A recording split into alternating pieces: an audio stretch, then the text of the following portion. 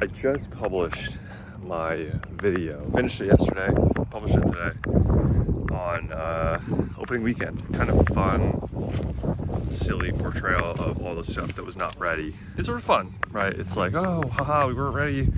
You know, Mickey had to deal. This is all the stuff that went wrong. It's fun, it's pretty light. I am out in this gorgeous weather today to talk about something that's not as light. And part of why I'm telling you that I just published my last video is for you to take a second and actually look at the timeline is between me releasing that video, me talking now saying we've been open a year, and when I actually release this video. Because I've always had a problem with taking too long to release stuff. I wouldn't say I've been lazy exactly, although laziness is definitely part of it. I think part of it is just not really having my life organized in a way that makes it easy to make content. Right now, I really want to be working on content. I want to be doing all this stuff. I want to be clean shaven. But the reason why I'm talking to you at noon on a Friday, looking terrible, is sort of the topic of today's video. All that cutesy stuff aside, all the haha, we weren't ready, all the we did that and like uplifting stuff, it doesn't really underline the reality of what it takes to get there. When I spend time on stuff outside of the club, it is shocking how weird it feels. Time and time again, I'm prioritizing the club, and Mickey is prioritizing the club. And we're prioritizing the club not just like ahead of other things, not just before other things, but at the expense of other things. So what I'm really wanting to talk about is sacrifice. A business like this that needs a lot of help, doesn't have a lot of staff, and fundamentally has a lot of work to get done to get it from point A to point B. It's like, even setting up a shot like that, I don't have time. I just don't even bother putting in the time because there's a lot of different forms of sacrifice. The obvious ones are highly personal. The fact that Mickey and I had no plans of living in Kentucky, no plans of spending all of our time at the club, and no plans of taking on these roles that frankly we weren't necessarily super equipped to deal with, and that we've learned, but that we weren't prepared for. Moving here was really hard on us. We didn't have a plan to be here permanently until kind of late in the game. We were just here temporarily, and it just became a longer and longer temporary until we were finally like, I guess we live here now. And Mickey having to literally drive back to Vegas, get all our stuff, get our dog. There's like so many nuances to this that I can't even get into, or I could, but this would be a really long video. Health is a really big one. I was dealing with some medical stuff when we were living in Vegas, not like the I have cancer kind of medical thing. I don't want to like scare you guys, but the kind of like, we don't really know why I feel how I feel. And a doctor could probably help at this point, but the doctor has not been able to help so far. That we moved. My life pretty much hit the pause button. And what happens when your life hits the pause button is that life keeps happening. It's only now a year later that I'm starting to like see doctors again, and thankfully starting to get some answers, but it's like, I didn't prioritize me, you know, I prioritized the club. Same with Mickey. I can't speak for her the same way I can speak for myself. It's not really fair to her. But it's just like, when I say prioritize, now you see what I mean. Like, it's a sacrifice of things that have value. It's not like this nebulous idea of sacrifice. It's a very real, like, what if there was something more wrong with me, you know? So I see this as kind of like the darker side. But it's not all doom and gloom. You know, I'm seeing doctors now. Fundamentally, I'm probably no worse off than I was a year ago. You just don't know. It could have been worse, right? And if it had been worse, probably would have gone to the doctor sooner. But I'm frustrated with myself over prioritizing my health significantly lower down the list than the club. And there's like lesser things there too. Diet, exercise, those all matter as well. Sleep is the big one by far. Obviously, you can see it in my face every time I record. It's a lot. And it's a lot in a way where if I don't do it, nobody's gonna do it. So I make the sacrifice. The next part of sacrifice, and this is a big one, has been content and has been you guys who watch. I am embarrassed. I found myself looking at the camera a little bit less than normal. Maybe that's part of it. I had Edwin, Poker Llama, come out to the club recently, maybe a month or two ago at this point. It's very hard to keep track of time when working at the club, but he came out recently. The content looked great. I was super happy with it. The vlog was fun. I thought I was wordy as all hell, as per usual. He made some shorts that performed really well. There's still people liking it like a month later. He's traveling a lot. He's traveling to Triton. He is traveling to tournament series. He's playing on live streams. Yesterday, I was supposed to be on a live stream. I was invited. I was soft planning to go. We had some unexpected staff changes that led to me not really functionally being able to go. I could have gone, I could have prioritized it, but I sacrificed it to make sure that the club was okay. Each of these micro decisions, me not deciding to drive to a circuit series, me only going to a small portion of World Series of Poker, me not playing on this live stream, not uploading a video for 3 months. These are micro sacrifices on their own. But when you pile them up, they turn into a sacrifice of my YouTube channel. And as much as it feels weird to say, I feel like the YouTube channel is like a part of me now.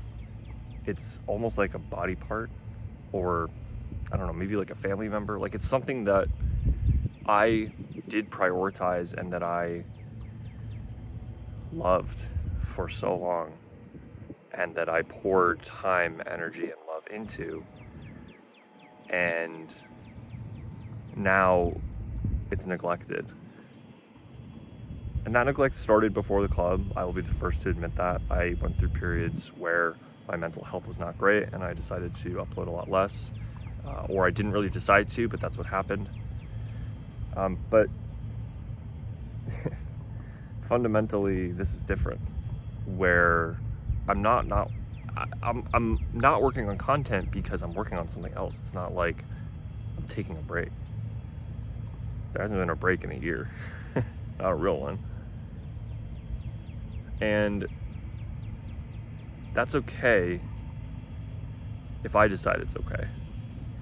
I was thinking about this recently, how, I stopped really growing in subscribers a while ago and noticed people who started way after me. Not just like, oh, they weren't in the original 5 or 6 poker bloggers, but people who started like recently catapulting through this genre. My current favorite, who I've been watching just a little bit here and there as like a wind down routine, has been Cory Iring. So give him a shout out here, because I think the kid is going places. I know that it's somewhat condescending to call him kid. I think his content's fantastic, and I think that I will probably never be as good of a content creator as he is today at 23. Fair enough. But I also know that I used to say that this genre was so saturated. It's harder to come up these days. And I've just seen the guy skyrocket because he's just that good. And it's not just that he's that good, it's that he's putting in the time. He's sacrificing other things to be good enough and to put in enough volume to actually push content out the door. And that's when I started to realize that this is a sacrifice I can't make forever. And I know that a year is actually not that long of a time over the lifespan of a business. If it takes 2, 3, 5 years to get this business to the point where it's sustainable. It doesn't require me in the door every day, and it is okay, this is a side tangent. I get kind of embarrassed when I talk about the value that the barrel brings to the poker community, but it does bring value. When this business is fundamentally a benefit to the poker community and the local community without me having to babysit it all the time, when it's successful, I think it'll have all been worth it. Even if it's not successful, I think it's been worth it. That's maybe a topic for another video. But I'm fundamentally realizing that I can't make this sacrifice forever. And rather than go 100% full tilt, absolutely no breaks, and sacrifice everything else in my life, I'm realizing that I don't want the sacrifice that makes this place successful to come at such a complete price. It's such a binary price of everything else in my life. I want the price to be a sliding scale. I want it to have been binary for this year and then back the hell off. I want to go to a circuit series and play poker the way I want to play poker, not playing at the club because I love the club, but I'm always there. I want to play somewhere else. I want to play at the club because I feel like playing at the club, not because I need to prop a game up.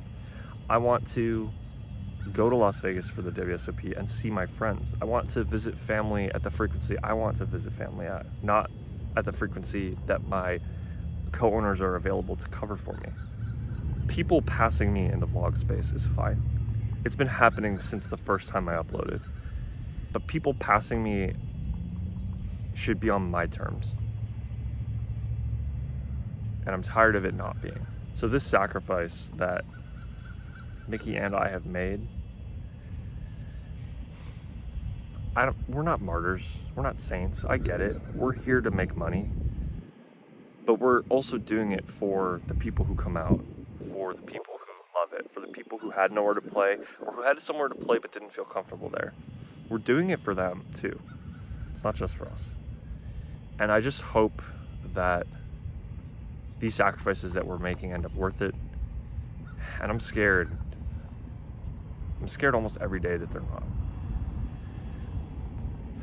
And that's really intense.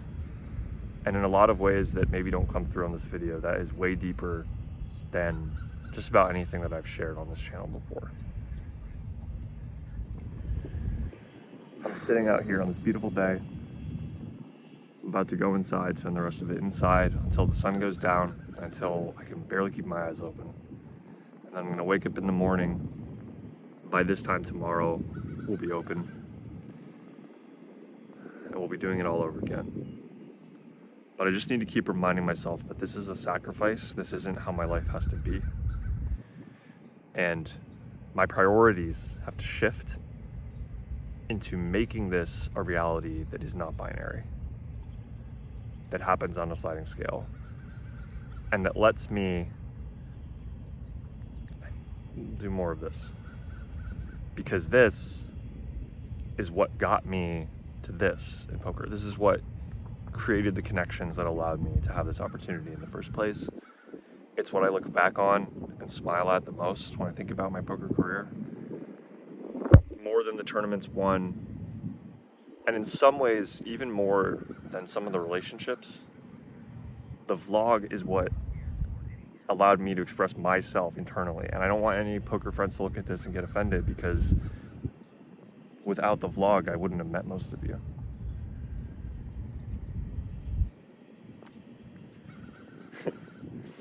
It's weird to say, because I have friends that have been around since the very early days of the vlog, and I could say, how could that connection be made? But the reality is, part of why I left from my full-time job back in 2016, end of 2016, to do this was because I had a job offering that was part-time, and the rest of my time was going to be on the vlog. So I guess what I'm saying is, I'm ready to get out of full-time, really double full-time. Start creating a life where I'm back to part-time.